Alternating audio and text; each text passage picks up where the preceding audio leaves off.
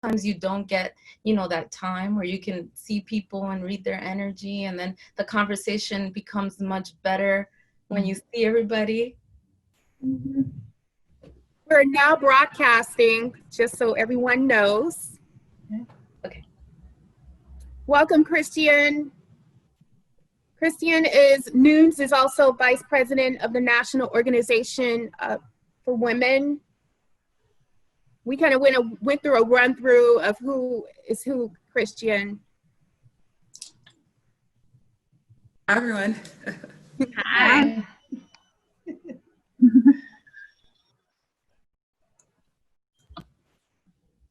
So how many of these Zoom webinars have you done at the National Organization of Women?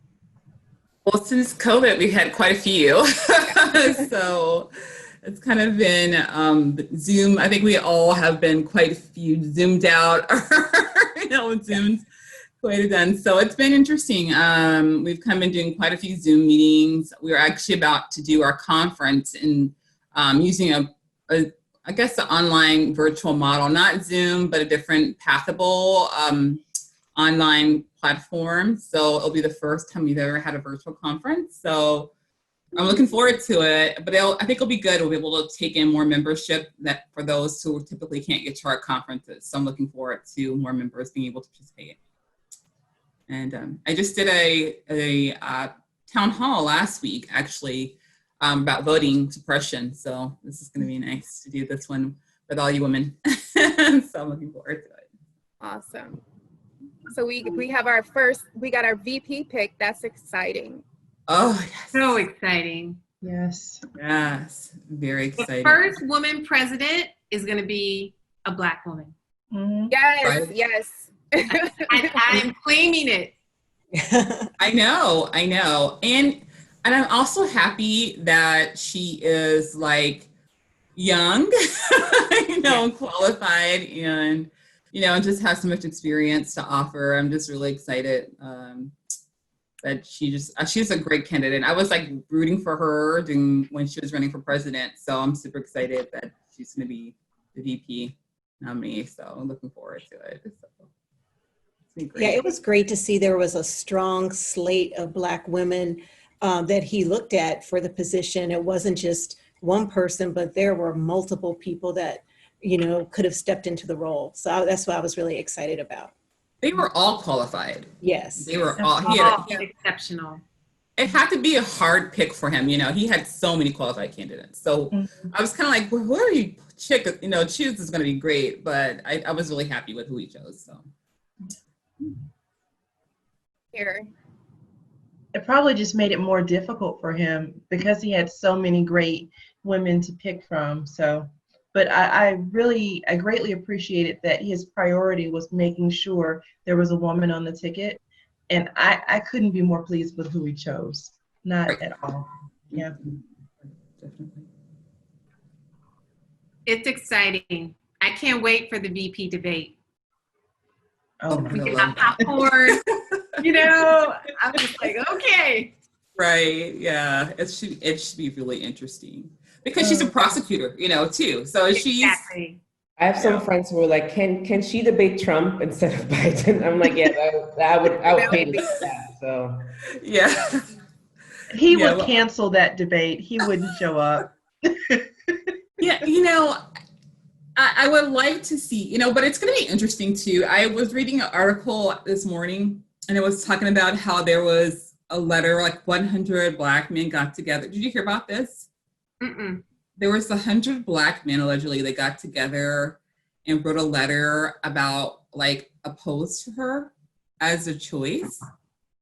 Like they wrote a letter like against, you know, supporting Kamala. And I was like, no. A lot of them are like celebrity, like kind of artists, you know, but I was just like really, really disappointed about this letter. Was it because of her prosecutorial record? You know, I really couldn't even bring myself to read it, but it was just the title of it and just seeing that like was a sign-on letter. I'm gonna read it. I want to see if people really kind of just took it too far and kind of, changed the optic and narrative of the letter, or if it really truly is what they say it is. But it was like 100 sign-on letter of Black men saying like how their opposition to her. Mm-hmm. I'm hoping that it was kind of like, a misguided letter and the kind of how they changed the optic of it. But I just even signing on any opposition for her right now, it's a bad call, period. Like any negative disparagement of her right now from any Black men, it's just not time for it at all. It's like, this is time to get behind her and support. So I'm really hoping. I think you can do both. I mean, you can we should hold everybody accountable who's going to be in public office, regardless of who they are. But I do agree that it maybe in voicing their concern, it can also be still congratulatory and supportive, right? But I think a conversation in the Black community, especially, that's just something we have to iron out. I mean, period. So I'm not necessarily against bringing that up and discussing that, but I do agree with you that there's a time and a place to do so.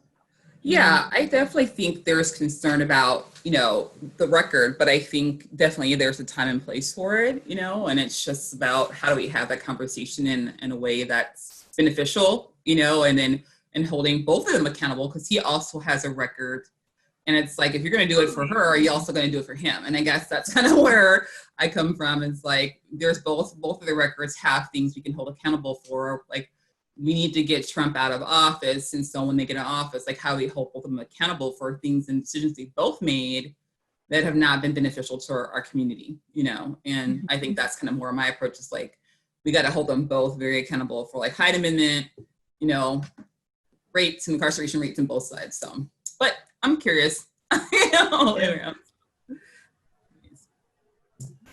is going to be a great panel, I can tell. I know, I'm excited. Thank you, everyone, again for logging on. I'm sure everyone, has multiple things to juggle, but we appreciate your time. But it is 6:01, so I want to get started with our program. So, hello, everyone. I'm Ashley Brazil. I'm the Chief Communications Officer at Women of Color in the Workplace. And welcome to the Black Women's Equal Pay Day Commemoration Project's "Because I Slay, I Deserve Equal Pay" panel discussion presented by Women of Color in the Workplace and sponsored by Lean of the Sheryl Sandberg and Dave Goldberg Family Foundation and Ingredient. Thank you to our program partners, which are National Organization for Women, United States of Women, the Ms. Foundation for Women, Conservation International, the Center for American Progress, Shriver Center on Poverty Law, the Latinista, Speak Truth, the Impact Alliance NFP, the Enriched Mind, Synergistic Virtual HR Consulting LLC, Office of the City Clerk, Ana M. Valencia's office, and Journey Unlimited, and of course, Leaning Michigan. Thank you so much for your support. A little bit about Women of Color in the Workplace.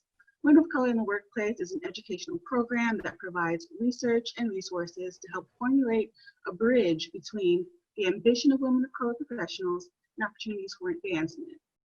Though women of color stress a deeper desire to advance than their counterparts, the research proves that they do not have the same access to those opportunities. Women of Color in the Workplace equips women of color with tools to advance at work, because the experience for women of color is unique and intersectional. I would like to turn it now over to CEO and founder, Julene Allen, to introduce our panelists. Hello, everyone. Thank you for joining us tonight, and also thank you for Ashley Brazil, our Chief Communication Officer, for leading us this evening. So what does the slogan, "Cause I slay, I deserve equal pay" mean? It's not uncommon for women of color to put in longer hours, as you all know, than everyone else. Yet according to research, women of color are significantly paid less. To date, Latinas are paid 54 cents in comparison to a non-Hispanic white male. Native women, it's 58 cents. No, 57 cents actually this year. And for Black women, it's 62 cents. So it's time for women of color to get paid what they deserve. It started off in 2017, a program founded by Lean In Women of Color, the Latinas Equal Pay Day Commemoration Project, which launched on Latinas Equal Pay Day, November 2nd, 2017. Just like the Black Women's Equal Pay Day Commemoration Project, every year we partner with organizations that have a like-mind mission.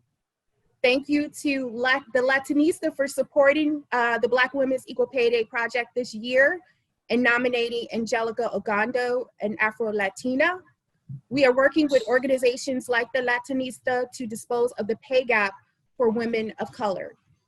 This morning, I reached out to the Latinista's founder, Yai Vargas, and asked her if she could help me with social media since we were swamped. She said, yes, that's what it's all about, women of color, or women just reaching back and supporting and assisting one another. I also like to thank Eva Tucker, who's also the founder of Lean In St. Louis. She's here guiding us in tech this evening. So these landmark dates, such as August 13th, reflects how long it takes for a woman, more specifically, a Black woman, to make what a non-Hispanic white male made in the previous year. Currently, Black women have to work 226 more days than white men to earn the same amount of money. The pay gap for Black women is 38%. With a mission to dispose of the pay gap for Black women, women of color in the workplace is hosting this panel discussion this evening and a 6-part interview series that features interviews with Black women leaders who believe in reaching back and offering advice to others. I also like to thank Carla Kupe, who assisted us and sponsored us last year. Her program, the Impact Alliance NFP, and the Speak Truth Summit really helped launch and they were a big assistance to us last year. So thank you for attending and participating in our panel this year. We hope that our programming sends the message that Black women are making significant strides in various industries, yet their visibility, voices, and experiences are crucial to global change. So check out blackwomens'equalpayday.org, follow us for updates. You can also tune into the podcast there on the website. Thank you to Lean In of Cheryl Sandberg and Dave Goldberg Family Foundation. Lean In just released an innovative study on Black women in the workplace, the first of its kind. Thank you for allowing me to participate in the direction of the study. Also, thank you for allowing women of color in the workplace to contribute its qualitative data. You can download the report at leanin.org. And a huge thank you to Ingredient. Many of their employees are joining us this evening. And Christina, did you want to say anything before we get going this evening? Sure, thank you so much. I'm here just on behalf of Ingredient to just share that we're so excited to be here. We're really excited to share, our organizational commitment to gender parity and supporting women of color. And we're so excited to be supporting this event. We're happy to see a lot of our employees here, and we look forward to hearing this wonderful panel. And thanks to Julene and her team for putting this together. It's been a pleasure to work with you, and I'm so excited for this event. Thank you. Tonight we're hosting a discussion with women of color leaders who are at the top of their industries. Our discussion is led by Jame Geathers, our Chief Operating Officer of Women of Color in the Workplace, and also founder of Women of Color in the Workplace Atlanta. Thank you so much, Julene. Everyone, welcome. Thank you so much for joining us this evening for this important conversation. We are super excited that you are here, and we are looking forward to just hearing from our distinguished panelists. And without further ado, I'm going to introduce each one of them. First up is Kim Keating. She is the Chief People Officer for Conversation International. Excuse me, sorry. And board member of Lean In. Conservation. Conservation. Conservation International. I cannot see. Okay. That's okay, no problem. Not nervous at all. Okay. And also board member of Lean In, the Sheryl Sandberg and Dave Goldberg Foundation. As Chief People Officer, Kim Keating is responsible for developing and executing a global human resource strategy in support of Conservation International's mission and strategic priorities. Prior to joining Conservation International, Kim was a founding partner, of Keating Advisors, an HR consulting firm that specializes in compensation, organizational development, and performance management. Next up, we have Christian, Nunes, correct? She is a licensed clinical social worker, consultant, and a woman minority business owner.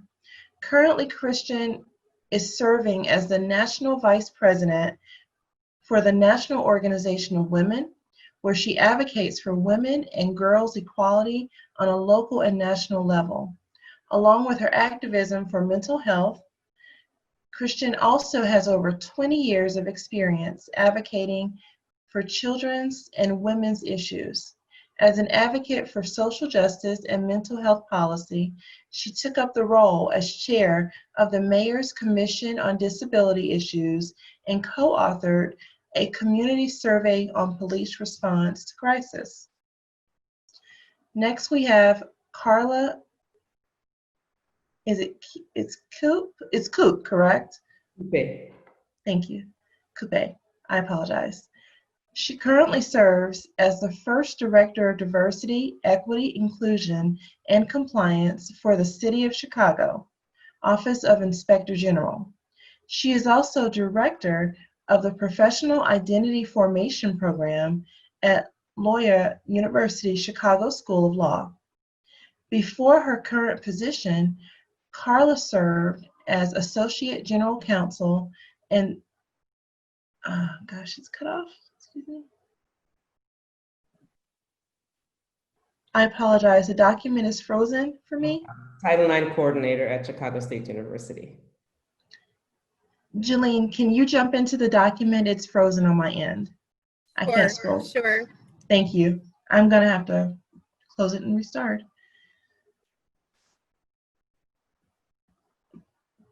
Sorry about that, you guys. Yeah, I can definitely take it from here. So yeah, we have Christian Nunes. She's a licensed clinical social worker, consultant, and a woman minority business owner. Currently, Christian Nunes is serving as the National Vice President for the National Organization for Women, where she advocates for women and girls' equality on a local and national level. Along with her activism for mental health, Nunes also has over 20 years of experience advocating for children's and women's issues. As an advocate for social justice and mental health policy, she took up the role as chair of the Mayor's Commission on Disability Issues and co-authored a community survey on police response to crisis. Carla Kupe currently serves as the first Director of Diversity, Equity, Inclusion, and Compliance for the City of Chicago Office of Inspector General. She is also Director of the Professional Identity Formation Program at Loyola University Chicago School of Law. Before her current position, Carla served as Associate General as Title IX Coordinator for Chicago State University. Carla is the founder of the Impact Alliance, NFP, a diversity, equity, inclusion, and culture change consulting group. Additionally, Carla created Speak Truth Summit, a platform giving voice and visibility to the particular and unique experiences of women of color. Carla speaks 8 languages and has roots in the Democratic Republic of the Congo, Germany, and Luxembourg. Sandra Blakemore is the Deputy Commissioner of Finance, Procurement, and Energy for the City of Chicago's Department of Assets, Information Services. She is responsible for the budget management and contract procurement, did I say that right? Procurement for one of the city's largest infrastructure departments. In addition, she leads the management and purchase of all the city's utilities and fuel.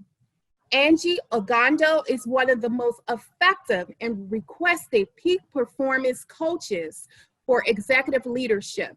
She has delivered leadership training for companies in finance, technology, and the fashion industry.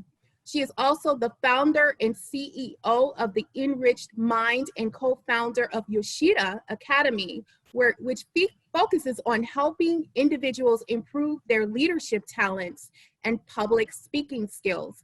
Angelica is a fearless champion of educating companies on diversity and inclusion, geared towards people with disabilities, as well as Latinas and women of color. So we also have Jame. Jame, would you like to speak on your experiences this evening? Did we grab everyone on the panel? Sure, absolutely. Now that I have my technical challenges resolved.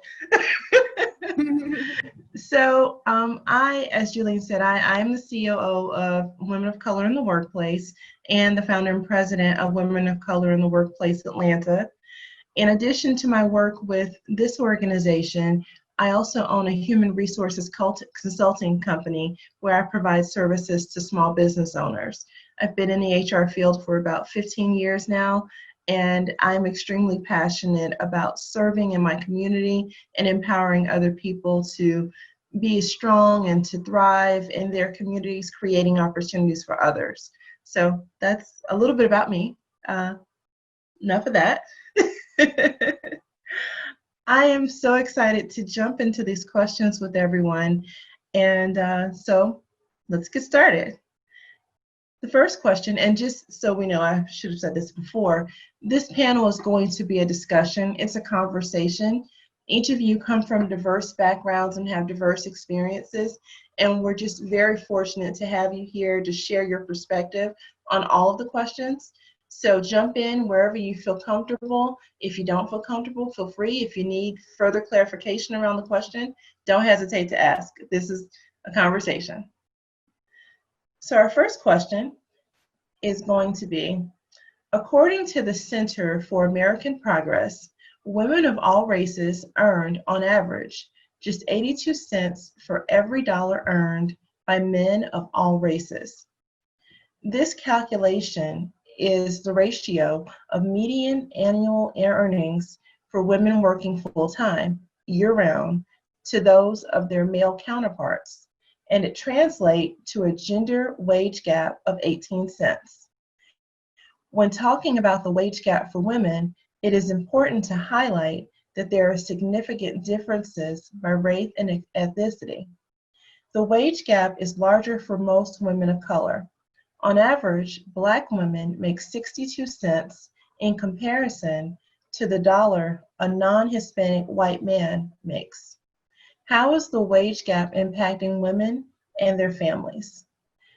I think we'll start with Kim, please.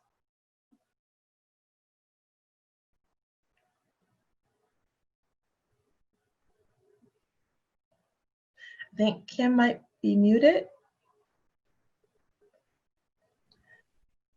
Hi, sorry about that. Just you were having technical problems. I was having dog problems. I don't know why. As you started to talk, she decided to start barking. So my apologies. That's what they do. They're just like children. Yeah, they don't want to talk to you until you're talking to someone else. Exactly. Could you just repeat the very last part of your question? Absolutely. The last line of the question was, how is the wage gap impacting women and their families?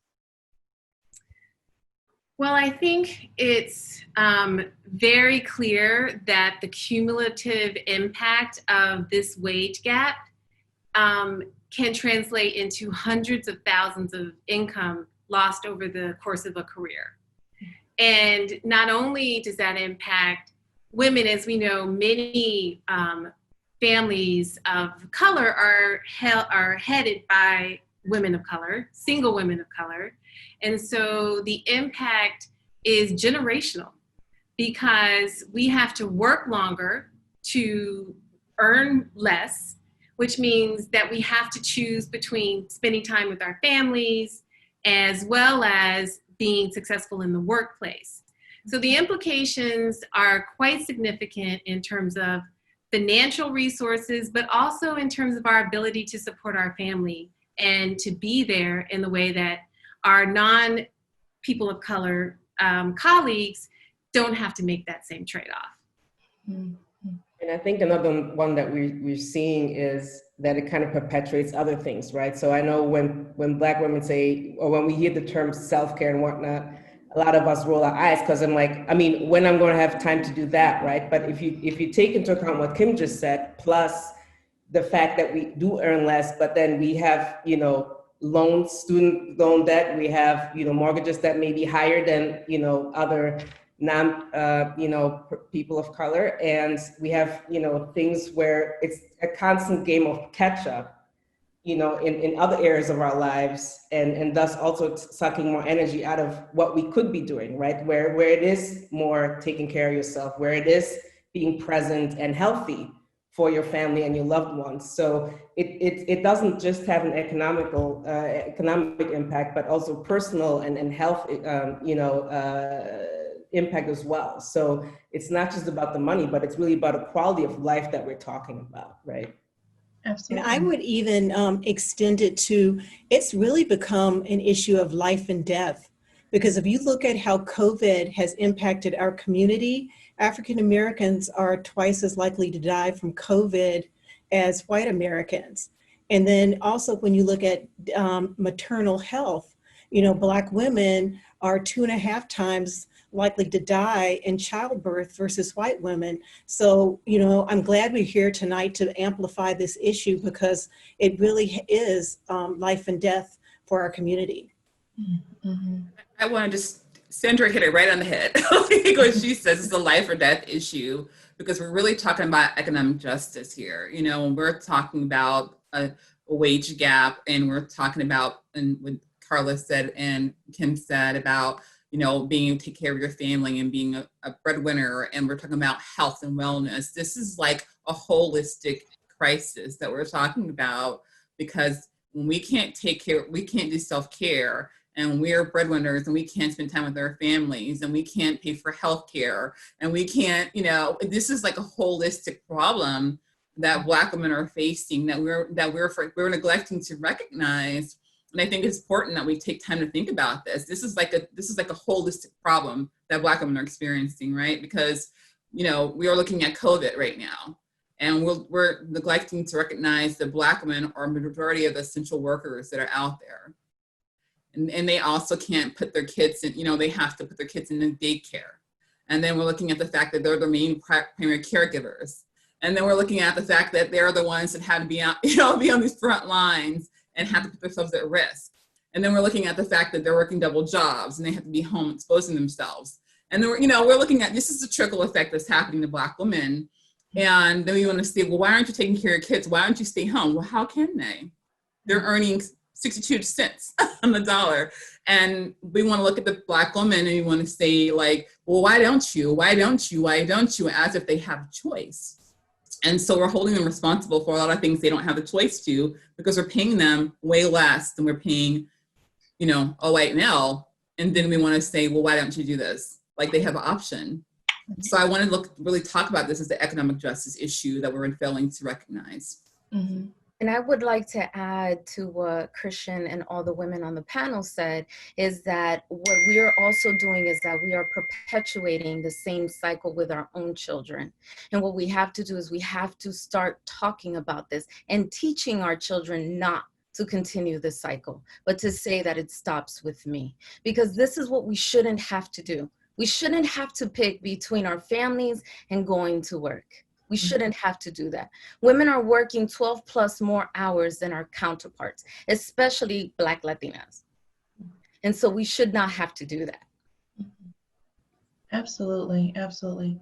It's so interesting how you can take one question and take it in so many different directions, but they all tie in together. At the end of the day, this is an issue that impacts us financially, physically, mentally. It targets every part of our being. So important. Okay, question number 2.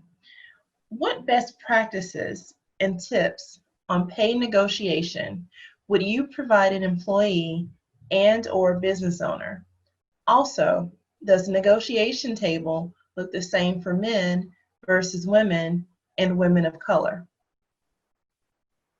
I think, Carla, do you want to jump in first? sorry. Go ahead, Carla. Okay, cool. I know Julene has heard me say this a bunch of times, but unfortunately, it took the catchphrase of "well, think like a white man," to have that concept sinked in. Because even with any new job, I always ask my Black female mentors, okay, well, should I go in the middle of the pay range that a job description gives, or where should I place myself? And I think a lot of us women of color do that, right? Because we want to be honest and transparent about what we believe our worth is, right? And oftentimes that's less than what it actually is or what we recognize it to be. So you undershoot or you put yourself in like the middle of the range and type thing. But then when I talk to white male friends or my and they're like, psh, of course, ask for the top. I mean, what like it's something like a crazy question for me to ask. But back to Angelica's point it is a generational thing. It is something that we've been taught, right? Because it was like work hard, work twice as hard as everybody else. Otherwise, nobody will take you seriously, or you will not be able to negotiate your worth and whatnot. But what we really don't do, and what I really try to do very consciously to do with my child, even though she's only 9, is that notion of, no, you need to know your worth, right? And I do not want to repeat my mom's sins, so to speak, or my grandmother who, they came from the Congo. So it's like, yes, it's a work hard mentality, like immigrant mentality, but it's like, no, I know that I bring something to the table other people can't. Yes, we are interchangeable or exchangeable in our jobs, but there is something in you that is specific and unique to you. And so I think, especially when we talk, and we were a family that never talked about money. I mean, that was something you never asked our African parents. Like, that was just taboo. But I think that there has to be a conversation, just like Angelica said, because if we as potential candidates for positions don't challenge and push that, the narrative will continue. And like we said, it will just become the cycle, Christian, right? It's just going to be something that repeats over and over again. So I think one of the best practices is to talk to younger women, to girls, about worth and about really not being shy and be bold about it and really push back. And I think what you hear from the millennials or whatever, I think more my generation than millennials. Millennials are like light years ahead from us in many respects, but it is to not kind of undersell yourself or undervalue yourself, right? But I think it's something hard to overcome because we are that it is a generational song that we've heard so much that it's hard to deprogram that. But to everybody's point, that's something that we need to break now, right? Mm-hmm. Can I just jump in and piggyback on what you identified, Carla? Because as my expertise is in compensation, this is an area that I have focused a lot on in my role at Lean In, is to provide guidance for how to negotiate for compensation, how to get paid what you're worth. And the most important thing, to your point, Carla, about where should I say I should be valued, should it be in the middle? The most important thing you can do before you enter any conversation is make sure you've done your homework. You need data, because your negotiation position has to come from a point of objectivity. And there's much more data out there now than there used to be. Salary.com is reputable. There are association publications that you can often get information from. Compensation is much more public than it used to be. Mm-hmm. And my advice also is to not share your compensation. If someone asks you, what are you making, which is, by the way, illegal in Massachusetts and other states and cities because it just perpetuates the gender gap, my advice is to say, well, I just want what's fair. I want to learn more about the position and I expect to be paid a fair market rate. And you want to make sure when you're gathering that data that it's apples to apples. So you want to look at similar size organizations, similar industry, because you want to make sure your data is credible. Also, it's important to the extent that you can get information about internal pay. And that has to be typically more anecdotal. But even if it's an introductory interview, don't start any conversation without having that data in your back pocket. And at the appropriate time, ideally when you've received the offer, then you can begin to have an informed back and forth as to what you will accept. And I always make people promise to me, never, ever accept the first offer, even if it's more than you ever thought it was going to be, because white men don't. And now there has been this perception historically, again, Carla, what you're saying that, well, I don't want them to think poorly of me for pushing back. I can tell you that HR professionals and people in general recognize and appreciate your ability to advocate for yourself because they'll view that you'll then advocate for that organization. Can I ask you a quick follow-up question? So Illinois passed a law last year, same where it's like you cannot ask about pay history. And first I was like, okay, cool, first step in the right direction. But then I've also heard from other people like, well, now employers are going to use this as like, okay, lowballing things, right? And saying like, well, this is going to be the pay. I'm not even going to ask you, this is the really like reduced low level pay that they want to like officially offer, right? And so the conversation has always been like, okay, well, part of what you just said is what we need to tell women of color, right? To what to not say first, from the get-go, and having their research ready and their data ready. What can we tell employers about that? Because I feel like for some it's an excuse of like, oh, we don't have to like come with a actual equitable pay range or salary for a position because, well, I'm not going to ask, so I'm just going to give you this number, and kind of hoping that the recipient of the offer, so let that, if that's a Black woman or woman of color, that's where we have to train and say, well, this is where you advocate for yourself. This is where you come with the data and be like, nope, this is, I looked at the marketplace and this is where the salary is usually at.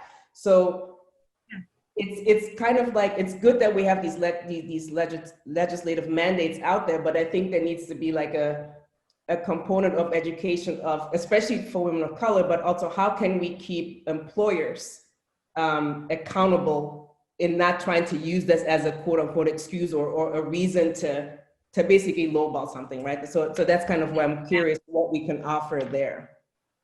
I think as an employer, it's like part of like responsibility, like as an employer to be like to practice these things, like for us as an employer to say, like we have responsibility for the things that we practice within ourselves, like to look at these positions and say like, what do we value as an agency or an organization, and then stick to those things ourselves, so like if we are saying that we value these cultural practices, then we need to make sure that we're following through on the things that we value. So if I'm saying our core values are, racial justice, our core values are, social equity, then we need to make sure that the things that we do within our organization reflect those things. And I think that's important for organizations to hold themselves responsible and accountable in those practices as well.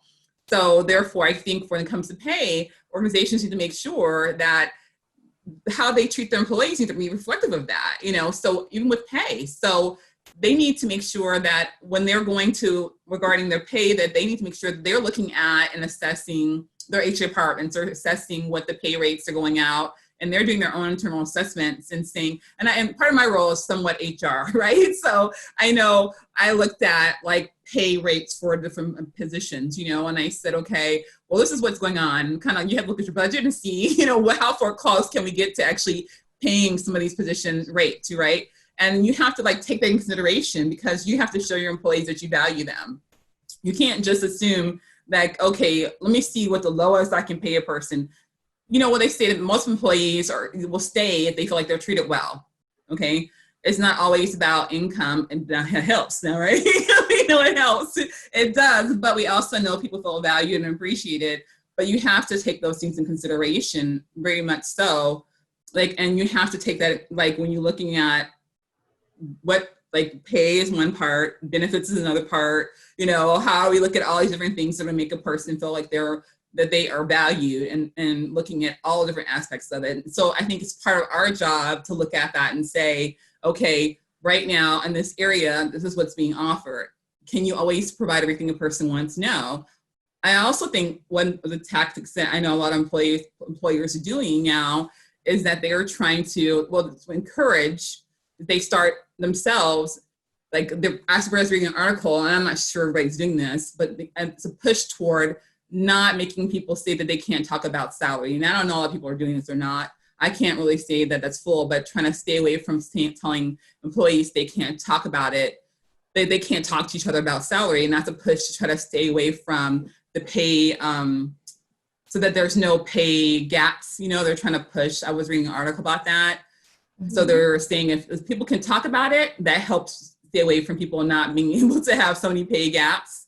I'm not necessarily saying that everyone's doing that, but I was reading that is something people are moving towards. So that kind of helps push away from pay gaps if there is not this whole, like, taboo about saying you can't talk about your salary with your coworkers. I don't know how many people are really doing that, but I did hear that a move people are doing. Personally, I think the more you encourage yourself as an organization employer to talk and really follow through in your values with how you treat your employees, the better that will be for your transparency and accountability. And, you know, I would just encourage, you know, African-American women, the negotiation doesn't stop when you get through the door. You should be constantly negotiating on your job, because I had a situation where I was taking on more and more work. And I said, wait a minute, I'm going to ask for more. And when I asked for it, I got it. Mm-hmm. But I think if I hadn't, you know, said, hey, you know, and lay out everything that I've done to justify why I believed I needed, you know, a promotion, a broader scope of the role.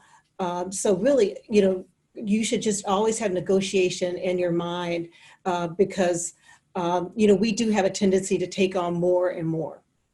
Sandra, I love that you said you have to have negotiation on your mind, because one of the things that I do and that I teach the clients that I work with is that negotiation does start in your mind.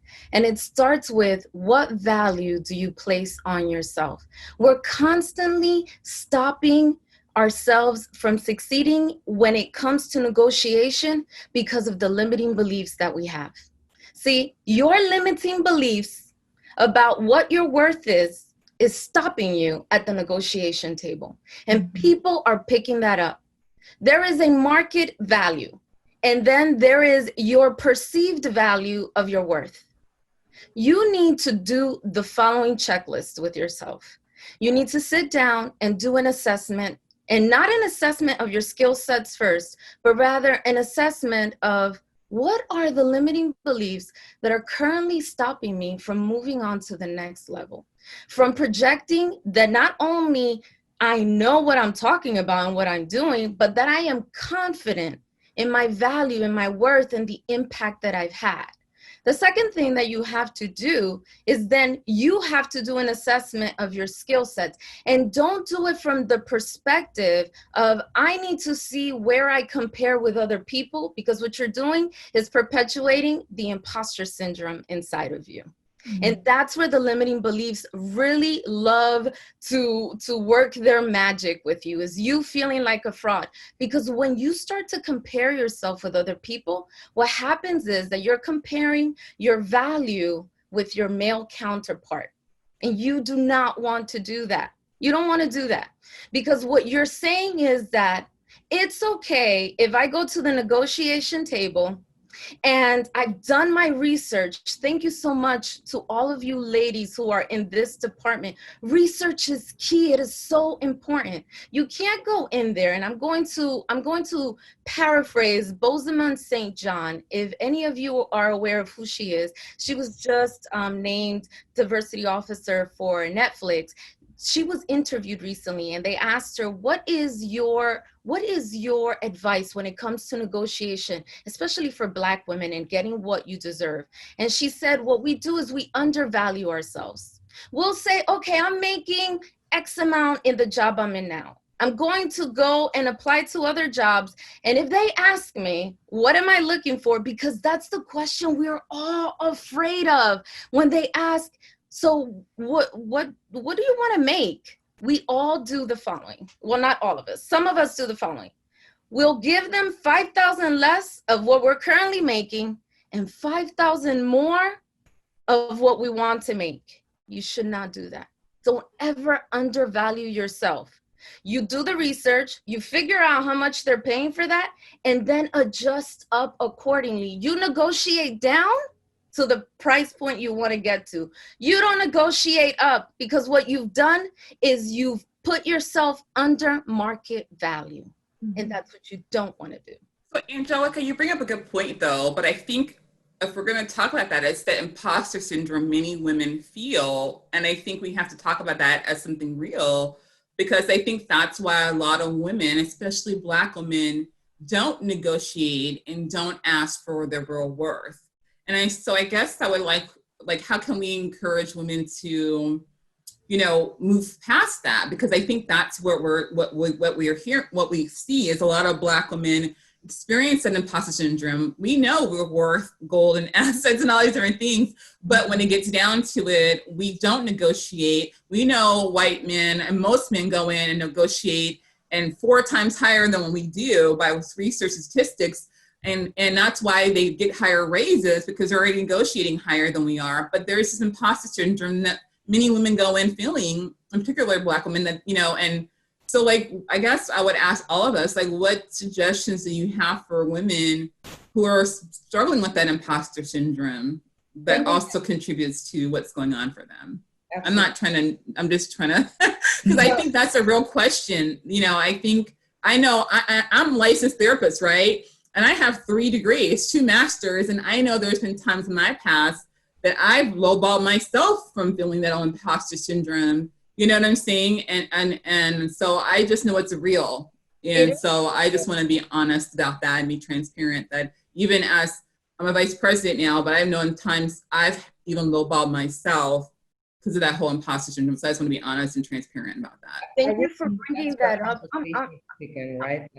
Oh, I'm sorry, Angelica. No, I'm sorry.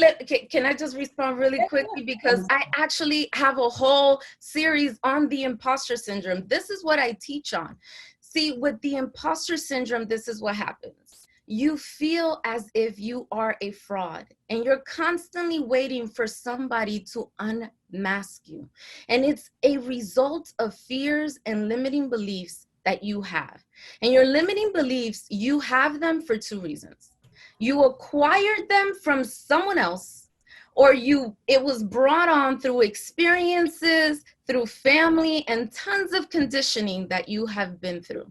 And this is how you overcome it. I'm going to give you the secret ingredient, because I'm trademarking my whole system that I teach people. Is 3 steps. It's called the AIR method. And it's A stands for acceptance. There is an acceptance that has to happen, that there are things you are currently doing to fan the flames of feeling like an imposter. And it has to do with a lie that you told yourself or someone, that they bought into it and you bought into it about yourself. And you agreed to that. There was an agreement. And so there has to be an acceptance. Where did I say something that someone else took the wrong way? Or maybe where didn't I speak up about what I'm doing and all the great accomplishments that I've had, that I gave someone the notion that I don't know what I'm talking about? There is a responsibility to do a self-awareness check on yourself. Where are these limiting beliefs coming from? Is it from someone else? Is it from my background? Is it from experiences? You have to identify these beliefs, and then you have to tackle them. And you tackle them by, you remember those geometry proofs that you had to do to prove to prove that something is true? That's what you're gonna do for yourself. You're gonna prove that it's a lie, because that's what it is. It's the truth teller. There's a barometer that we all use. Oh, I'm trying to do this. I'm working kind of hard. Things are just not working out. Why do we use barometers for ourselves? These barometers that we're using are leading to these limiting beliefs. The second is I. It's for identifying who you are. When you're allowing other people to determine who you are, then your value and your worth goes down, because you're leaving it to the responsibility of someone else. And the R stands for recognizing that you have had an impact. You know what we're very good at? Talking about all the things that have gone wrong in our lives and what we're not doing right. And we don't take time to recognize all the things that have gone right and the things that we do and have accomplished. Carla. That was powerful. I'm signing up for your series, by the way.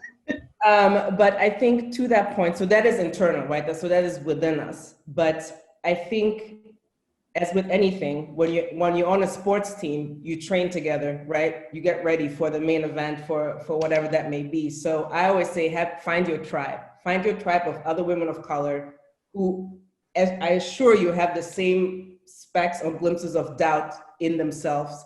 And that's when you have to try to start to call each other out and say, cut that out. Don't talk like this about you, and then come up with a strategy, right? So you have to have a tribe that resonates with who you authentically are, who understands and respects your wishes and your visions of yourself, so that you have that kind of external. But I totally agree with Angelica. It has to start with you, with an understanding who you truly are and not what other narratives of other people have told you about yourself. That's one thing. The other thing is, and I know that this question comes up all the time, well, what if I'm the only person of color, woman of color, Black woman that's starting to talk about salary or ask questions about salaries? What if that's going to put a target on me, right? And this is where really, and again, I'm not that much, I'm going to be 40 this year, but when I see millennials not really having that fear, again, it's this generational thing where it's like, well, I'm going to like put myself out there as a target. But what I do see more now is that younger candidates, they won't accept anything that doesn't conform with how they want to live that job or be in that job, right? So there has to be, if more women of color push against these narratives and push against this, well, we can only offer this much. It's like, no, you don't, because I know so-and-so will offer me this much money, or I know so-and-so, this company does take care of all their employees, including Black women, right? So this is where I think as a mass, as a chorus, that has to be louder, because what that will do is it's gonna then put the ball back in the employer's court to be like, well, if I really want that particular person with that skill set, and they have done their research, as we talked about, and they will walk away from the table if we don't come with something else. So I think there has to be and I totally get it, like you don't want to be the only ones putting yourself out there, but I think we women of color have that responsibility. Even if it doesn't happen in our lifetime, our daughters, our nieces, our granddaughters, we have to keep pushing the envelope and not let, and keep basically employers' feet to the fire, because it's like, this is not going to go away. We will keep pushing for what is ours and what we believe it is that is ours and that we want. So yes, but I think it has to start making other people uncomfortable. Right. And if that's you who's starting it, like I said, have your tribe ready, have some allies in your organization, have coworkers and colleagues that will be with or stand with you and broach the question, because what the system kind of banks on is that you will stay scared, that you will be like, oh no, I don't want to be that Black woman on the floor. I don't want to be that angry woman or that angry Black woman or whatever it is.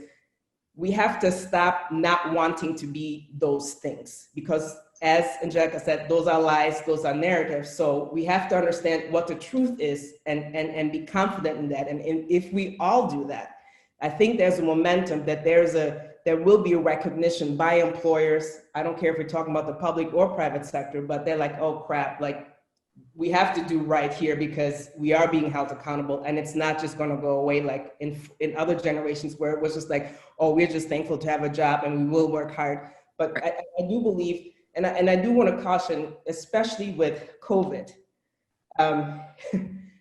I know a lot of us, including myself, were like, well, is it kind of like messed up for me to ask for the raise that I do deserve? Like, I will just forego because it's COVID and that budget's cut, so I'm not going to say anything. And I want to make sure that we don't fall into that, right? If, like I said, if you talk to other people who have different intersecting identities, they wouldn't bat an eyelash saying, but no, I know it's COVID, I know there are budget cuts, however, my responsibilities have increased, or you've given me a higher number of subordinates, or you make me do something completely different than what I was hired for. You should still push and advocate for yourself, right? I am very afraid that a lot of us Black women will basically, settle for something less, be it a promotion or a new job, because they're like, oh, it's COVID, I don't want to look like I'm greedy or whatever. It's like, no, COVID or not, you have a worth that doesn't change because of a pandemic. Yes, the reality right now is rough, and yeah, that budget's cut, all that is real, but what is also real is that this, you should not put yourself in a disadvantaged position because of what is temporarily going on. And yes, our countries globally will have to kind of recover from that, but don't put yourself even lower where you really would have to dig even, or work even harder to kind of dig yourself out of. Wow, those are all great answers to that question.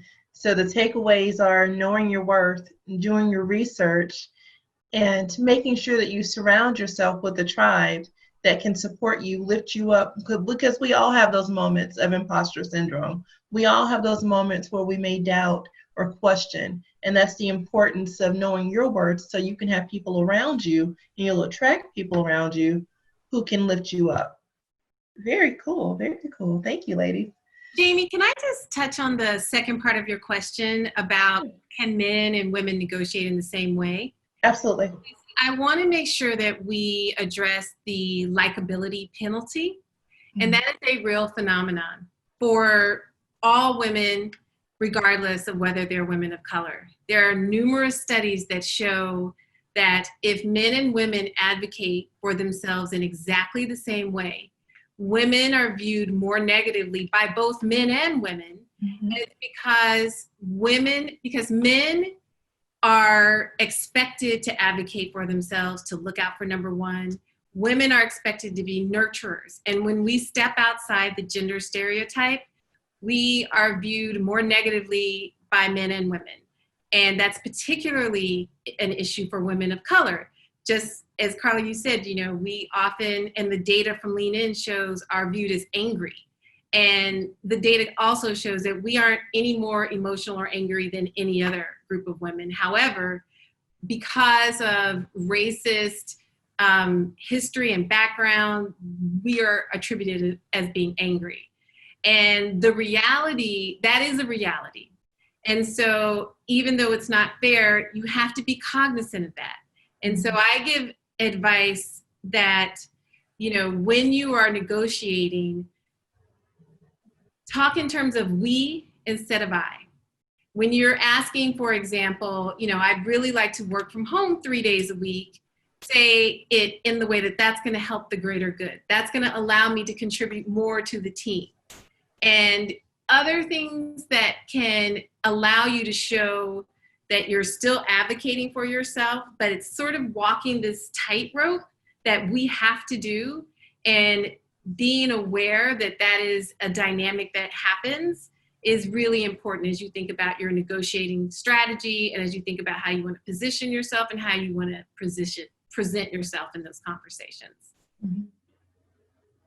Would anyone else like to weigh in on that part of the question? Because I think that's an important point that we need to think about, need to be mindful of, because it's true. Your approach, unfortunately, there's a harsher light shined on us for some reason because we're women of color, and it can make it that much more difficult to get through to the people in power. What are your thoughts on that? Anyone? I'm gonna agree with Kim. It really does have to do with how can whatever it is that I'm doing contribute to the we and the overall of an organization, because at the end of the day, one of the things that we have to remember is that bottom line is still very important for corporations. And what they want to know is that you are a contributing team member, and what you bring in your specific skill sets is going to help the overall team goal. So how can I place myself and what I'm doing and what I'm contributing to the overall bottom line and the we, as Kim said, to the growth of the company. So it was perfectly said, Kim. And employers do look for that. So when I do do consulting with nonprofits or companies, it is making the business case still. I know it's annoying that we still have to do this, but it is making the case for D&I, right?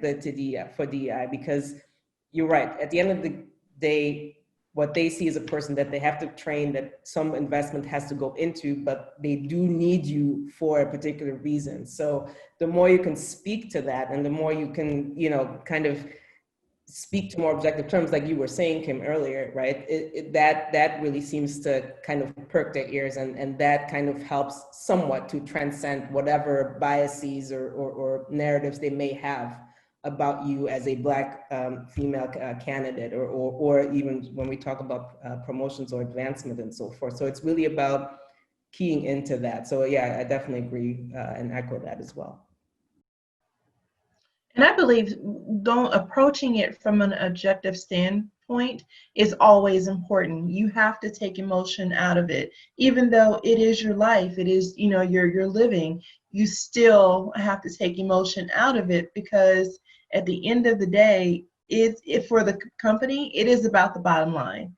And that is why research and numbers and facts are important, instead of going in with, well, this is what I want, this is what I feel I'm entitled to. No, you have to be able to support that. It has to be based on facts. So that's a good point. Okay, number 3. There is a lot of conversation about allies and the fact that it's far more critical for women of color to have alliances to get ahead. So how do you suggest one should broach allyship? Sandra, would you like to weigh in first? Sure. I actually, I heard Don Thompson, the former CEO of McDonald's, speak a couple years ago, and I never forget that he said, you need friends that are going to stab you in the front. Mm-hmm. And that way, you need to know the narrative about you in your company, because there is one. People will create a narrative on you, so you want to control your story. For example, I'm an introvert, so people had all sorts of stories on me, but I started to really, be more forward with what my goals are, what my, what I wanted to do, even, share some more personal tidbits, because I wanted to control my narrative. And I think with allyship, I see it comes out of an organic relationship. But I really think it can be a stepping stone to what we all need, and that is sponsorship. And that's been very elusive for Black women and companies, because a sponsor is more than a mentor. It's someone that can pull you up that ladder of promotions.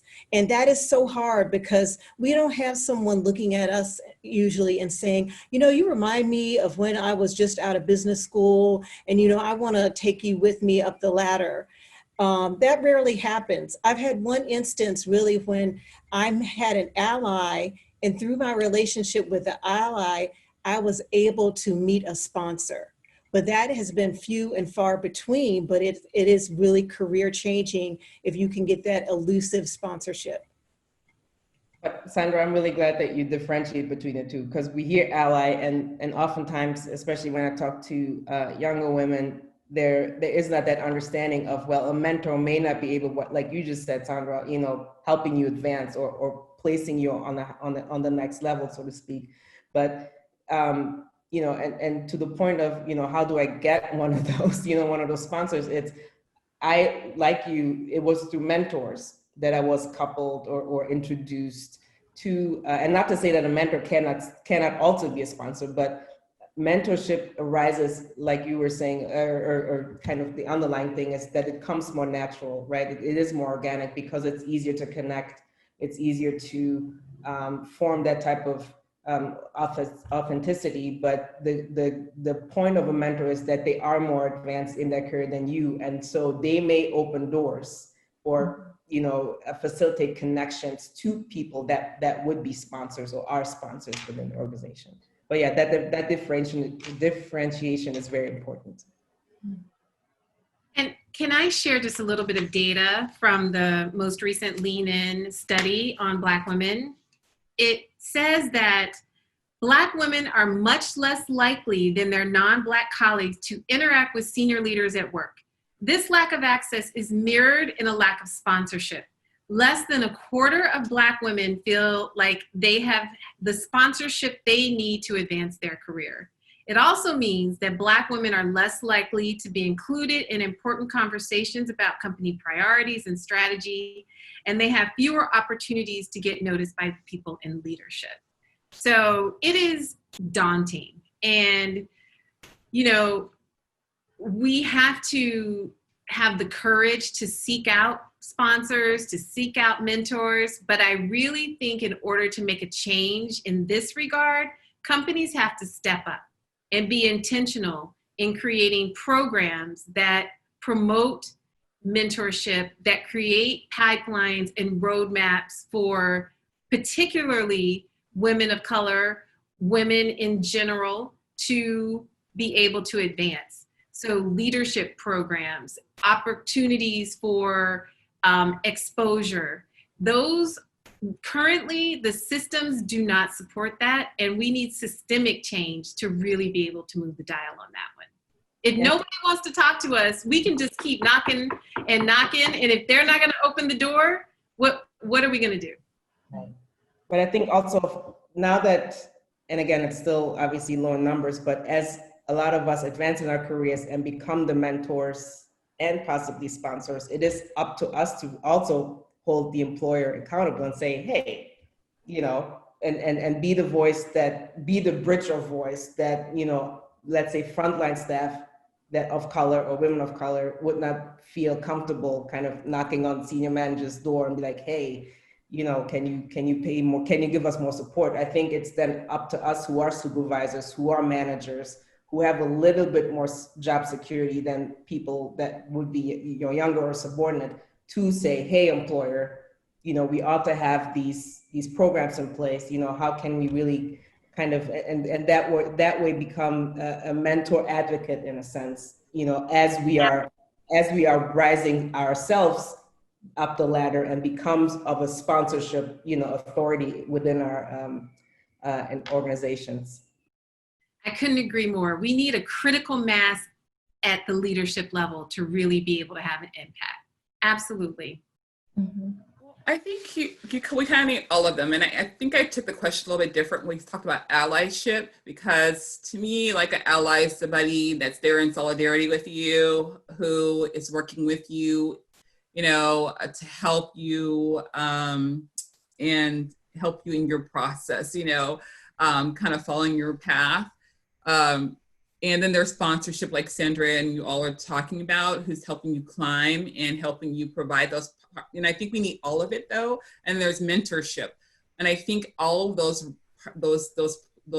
people are needed, and those, you know, those positions are needed in order to really help successfully grow and put more women of color in leadership. I think they're kind of all different, you know, parts. I think there's also successorship when we have women of color who are climbing, or then bringing up other women and training them to help them also grow. So I think every different role is needed, but I think we do need allies, you know, and allies who will also be there to make sure while we're there, they're kind of like calling out people, you know, when they see the unnecessary, you know, stuff that's occurring, the state, no, this is not okay. You know, I think we need that occurring too. Like we need allies there who will stand in solidarity with us when they see things that are not okay occurring. They see mistreatment, they see those things that are gonna bring it to attention,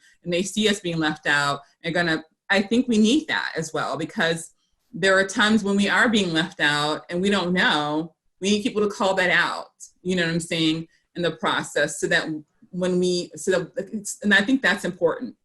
Not to cause a scene, but just to bring those people aware, you know, and I think we've all been experienced where we didn't know meetings were going on or things, you know, and then because of allies, that's how we were able to be included. And so that's why I think allyship is important. Sponsorship is important because we need people to bring us up, you know, to help us move up that ladder and to put us in those positions. And mentorship is important to help teach us so we prepare to be in those leadership positions. So I think all those roles are very, very important to put women of color in leadership positions. And I think they're all needed to be successful so I just would think they're all important roles. And I would just like to add something. Everything that all of you said is so important. But one more thing that I would add is we have to learn how to become all of those roles ourselves. And we also have to learn how to speak up for ourselves, where those perceived stigmas that there has been placed over Black women, that we are too loud, you know, that we are always making a scene. That is not true. We have to educate people on who we are, what we're doing, because if you're not telling people, and this is something that I experienced personally in my past, where I wasn't standing up and I wasn't talking about what I was doing. How is anyone gonna sponsor me when they don't even know what I'm doing? Because I'm not telling them, because there's this fear of, oh, she's very arrogant. She thinks she knows it all. There's a difference between humbly educating someone on what you're doing because it's contributing to the team than self-aggrandizing. And we have to learn the difference, because no one knows what you're doing until you tell them what you are doing. And so we have to know how to play every single role as well. Awesome, awesome. Did anyone else want to weigh in on that question? Okay, well, let's see here. It looks like we've gone over a little bit on our time, so we're going to move into audience questions. So let's get ready for this.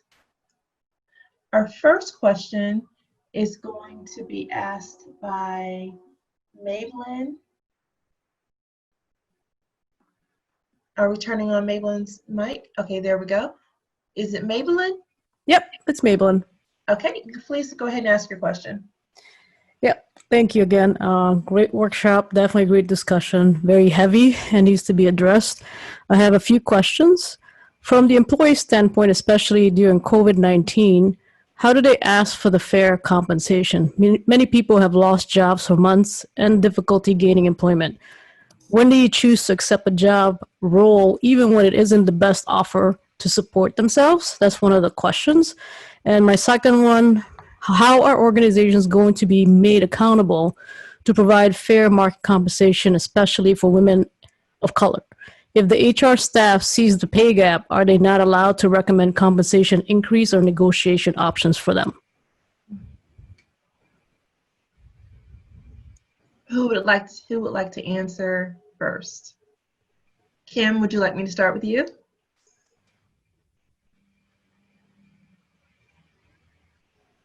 Yes. So let me take your second question first. How do we require companies to be held accountable for fair pay? The first step is for an organization to have a system of compensation. And with all of my work, I very much advocate transparency. If an organization already has salary structure with salary ranges and bands, then there's a much higher probability that there is at least some level of equity. It is no guarantee, and you have to continually monitor, and you have to continually have a system of comparing to the market. But if you're in an organization that doesn't have any pay system, there's no transparency, the probability of there being a lot of inequities is much higher, and the likelihood of them wanting to be held accountable is much lower. Because if they wanted to be held accountable, usually in my experience, the fact that there isn't a system is because they want to be able to do what they want to do and hire people in as they want, and to try to keep it as hidden as possible.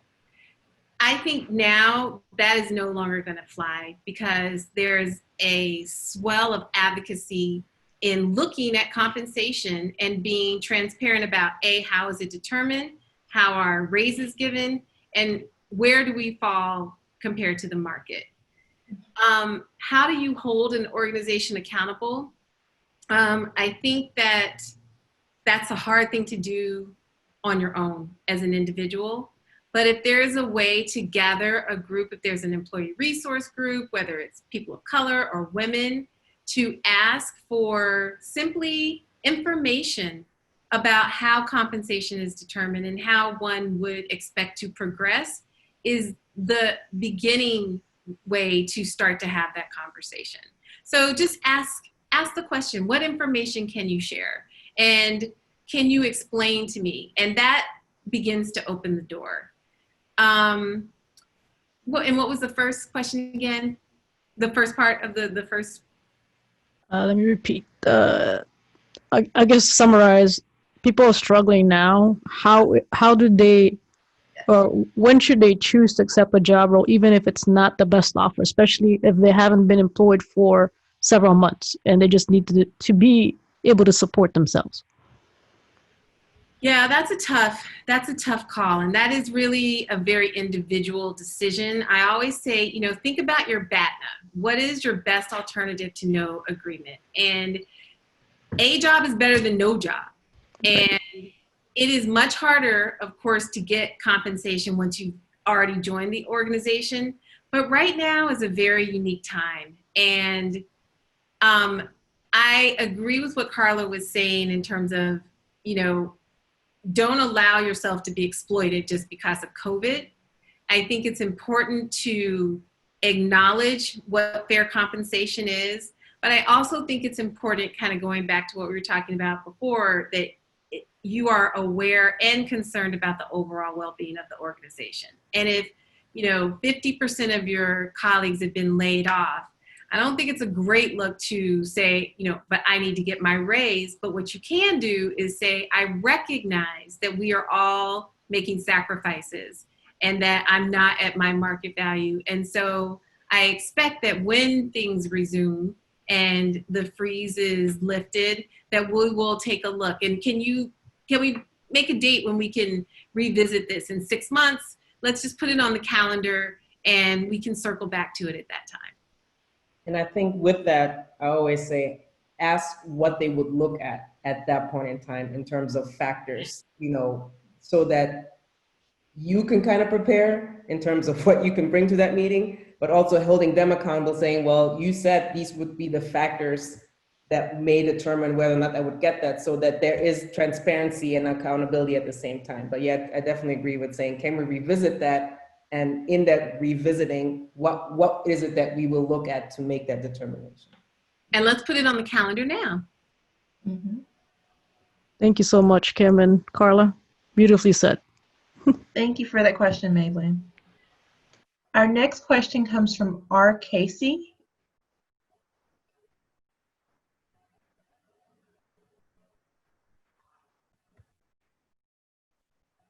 Hello, can you hear me? Yes, we can. Thank you. A lot of the conversation has revolved around how to get the best job offer, or how to parlay a job offer into the best offer you can get. What about when you're in a job already? What can you do to try and improve your lot where you are now?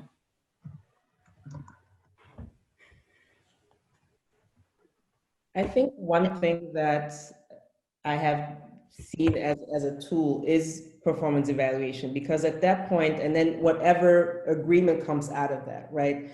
Unfortunately, that's much more of a tool in the private sector than the public sector. but I would use whatever metrics, were given to you or set to you. We're going to be kind of the measuring stick in a sense of performance and so forth.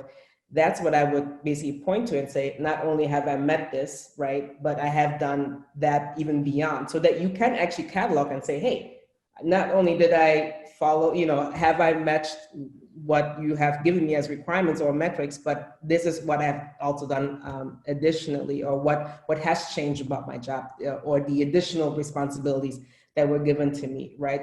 Because at that point, you have made a record, right? And in terms of, and basically putting the employee in a position where they have to respond to it. They either can flat out say, well, okay, so what? And then you know where you stand, and then you kind of have to make some decisions, obviously. But I think,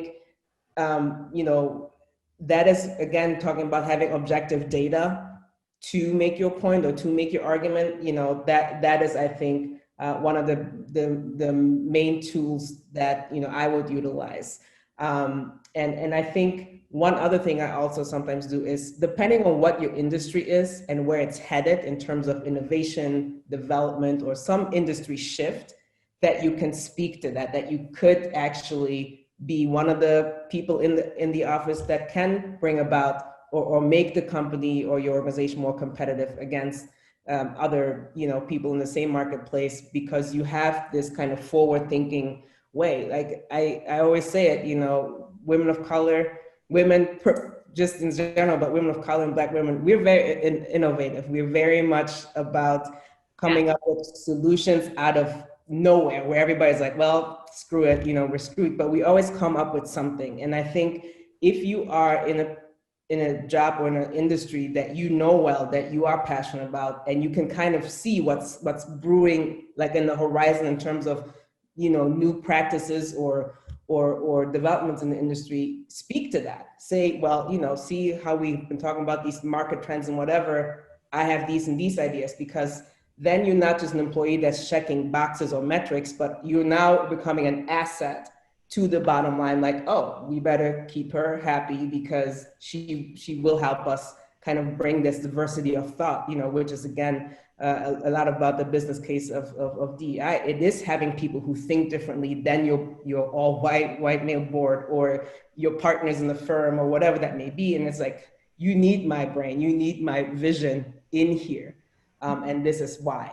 So, so it's always good to have different toolkits or cards that you can put on the table where you hold them accountable and say, not only am I performing the way I should or even beyond that, but I can also bring other things to the table that, and that kind of put me or should bring me to the next level within the organization.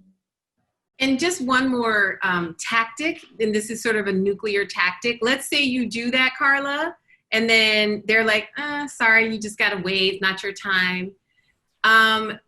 Maybe then you need to interview for another job and get an offer and let them know. But if you do that and they don't budge, you have to be prepared to walk. But that's how you sometimes, if you don't want to just get that 3%, that's sometimes what you have to do. Mm-hmm. I think related to what Carla was saying, I encourage you to run towards a crisis.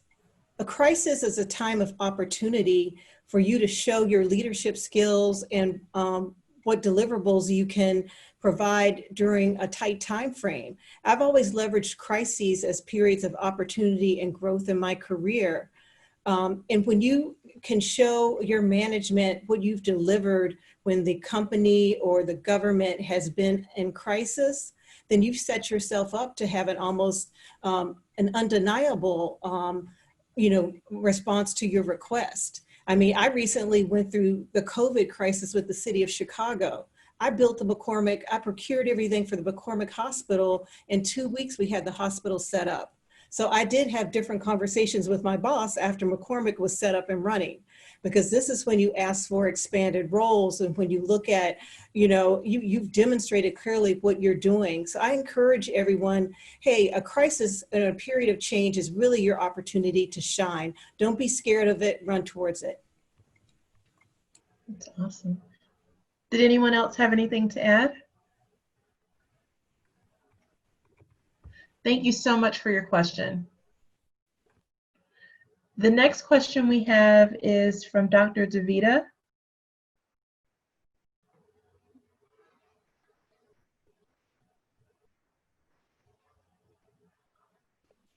Sorry, actually, I just kind of made a statement. However, I'm listening to what's being said, and I think once again, Black women are being expected to change the mindsets of cultures. In some workplaces, it is the culture of that workplace that has already said or has designated Black women to remain at the lower level of employment. Now, it's unspoken, but you can see it all around you. Now, I teach in the Masters of Public Administration program, and I'm the subject matter expert on gender, race, and culture in the public sector. Some of my students and I, we looked at different public agencies, and we looked, because salaries are public information. We looked at the salaries, and we took the lower salaries of different positions. And then we could almost guarantee who was a Black woman or who was a Black person. So when we looked at the lower salaries, then we looked at the names attached to them and then went to their LinkedIn pages to prove that this was actually a Black person. And then we looked at, we compared them and their educational backgrounds, their work backgrounds with their white counterparts. And this stuff we can do because we've used these tools to do it, those tools that are public to everybody.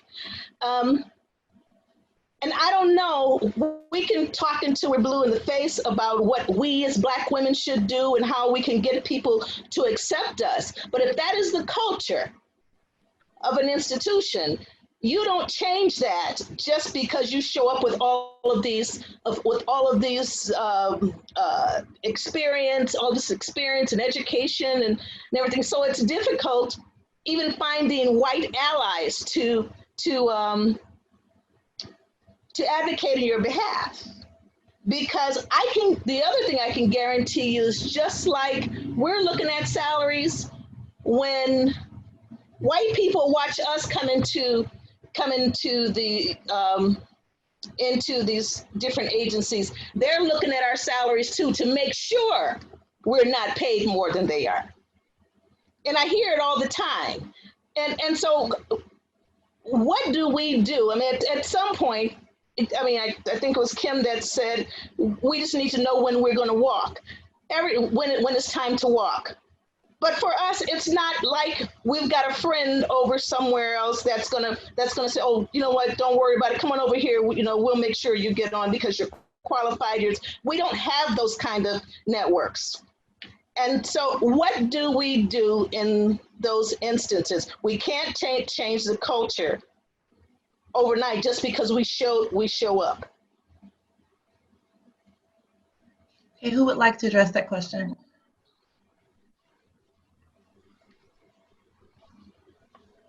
I mean, Dr. DeVita, I think you bring up a great point, because it is, we are talking about like a somewhat of a systematic racism, I think is what I hear you really addressing, right? Like systems that are built, and how we change systematic racism overnight.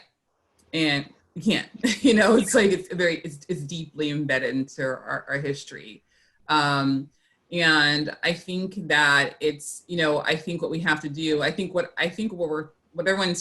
lot of us are trying to say is that the parts that we can do is that we challenge it. We write our own narrative, that we push against the things that we can do, and we don't accept like them creating the narrative for us or creating the optic for us or telling us that we have to just accept what they give us.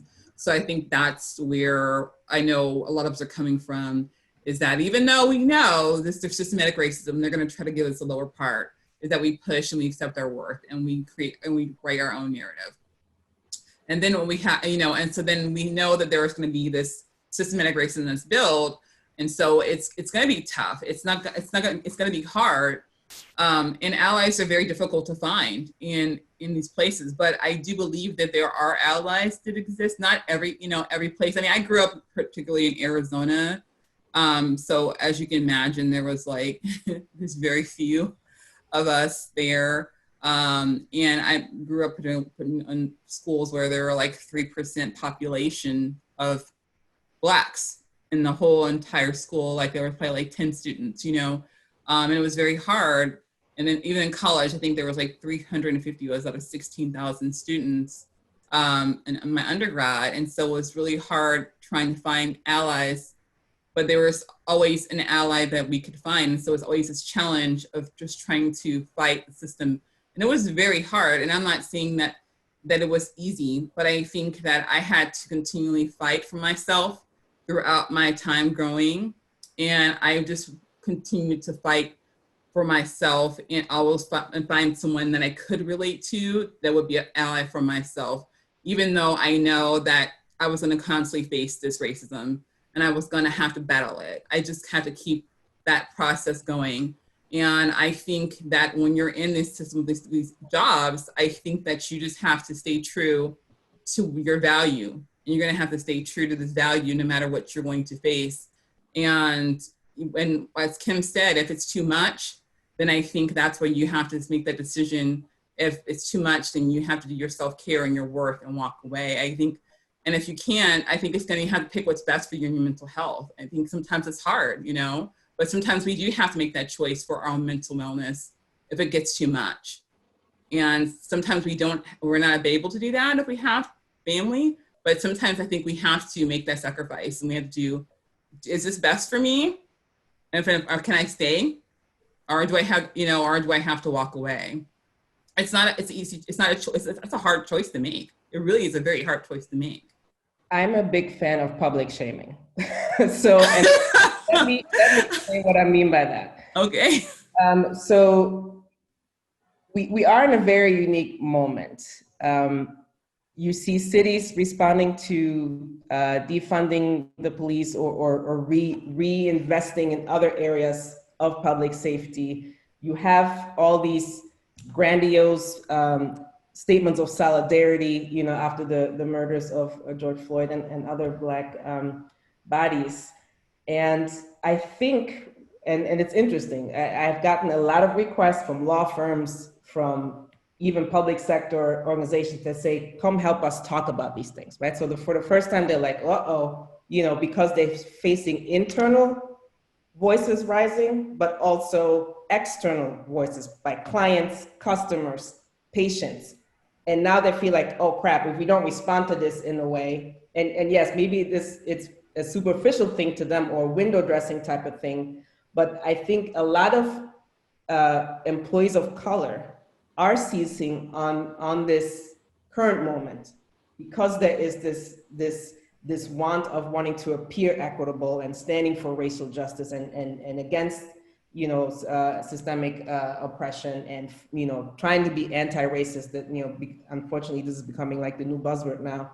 But I think there is now a moment where the accountability or the demand for accountability from both sectors, from all industries, to do better. I mean, you see it happening. I mean, you have, in the NBA, you have, players of color, which is a lot of them, stepping up and saying and demanding certain things from the league.